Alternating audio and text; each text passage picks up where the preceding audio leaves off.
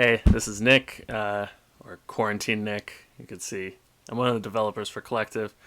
Wanted to make a quick video talking about some of the stuff about voting that isn't covered in our trailer. First, before I get into it, I wanted to say this is going to replace one of the two pinned messages on the subreddit right now.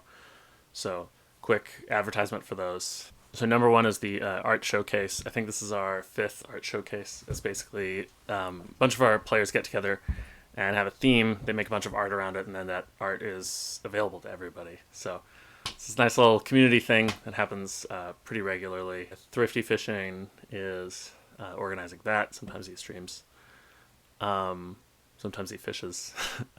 There's a second pinned message is a guide on how to create your first collective card, and that's kind of going over some of the weird things about the way that the card creator blocks work. We actually don't have very many tutorials because the players are so good at explaining it. They're better than our own tutorials. So yeah, big thanks for that. And if you're interested in making cards, you should definitely check that out.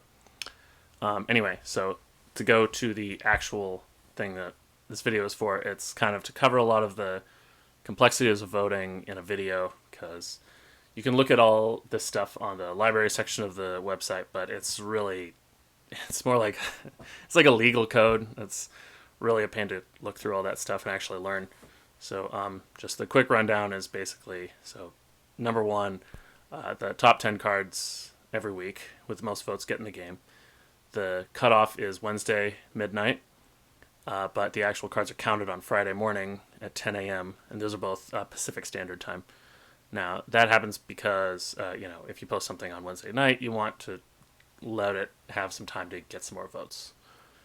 New cards that are added to the game have an orange border on the side for a while, and then after about, I think at most a month, they're added to the standard format, where you can test them out in multiplayer, and then the border changes to blue.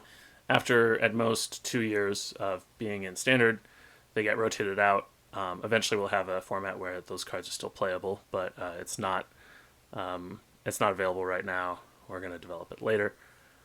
So that is why, for example, cards which are part of the core set are actually not in standard. Unlike Hearthstone, those cards get rotated out, so you actually can't play Fireball in standard, although somebody could reprint it if they wanted. You can add 10 cards to the game, but also if you want to reprint an old card, then you can do that. It takes up one of the 10 slots of that week. Big thing number two is updates. Updates are things where you want to change the actual balance of cards, so if it's too good or it's not good enough, then you post that, and every week.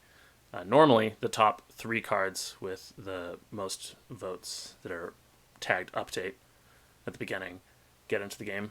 However, for the next 5 weeks, we're going to allow 5 updates a week. After that, it'll go back to 3 a week.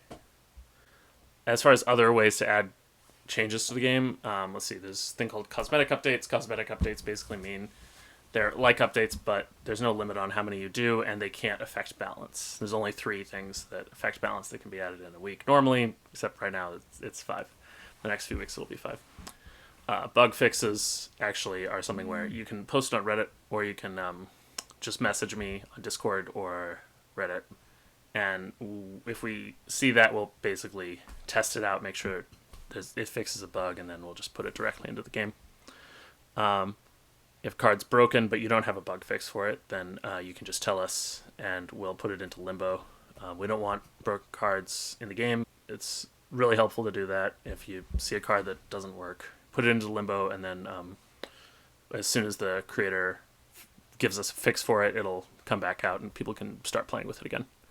The last one is a quality of life update. So these are kind of new, and the idea behind this is that if it technically affects the way that the card works, but it's such a minor change that it's not actually going to affect balance, or it's just something that everybody agrees is a good change, you can just send it to us directly, and we'll kind of maybe ask around, or if it's just so obviously a good idea, we'll just put it in, and that you don't have to vote on, basically. Alec is working on a new feature where we wanted to show off. He said he would have a video for this. I'm not sure if it's going to be ready, but if it is, then it's right here. And it's a feature where you can in the card creator, you like click a button, and then if you're on the website, you click a button, and then it shoots that card over to your game client without you having to like copy and paste it back and forth. Oh yeah, okay. And then there's also I'm hopefully gonna try to work on this tonight. We're gonna take the music, which is kind of new. We're just with the launch, we just put in like the actual game soundtrack, and we're gonna put that up on YouTube and Spotify. And yeah, so that's hopefully gonna happen tonight. Thanks a lot, and yeah, we'll see you soon in game. All right, here we go. This is ooh. This is my parents' cat. Hey, say hi.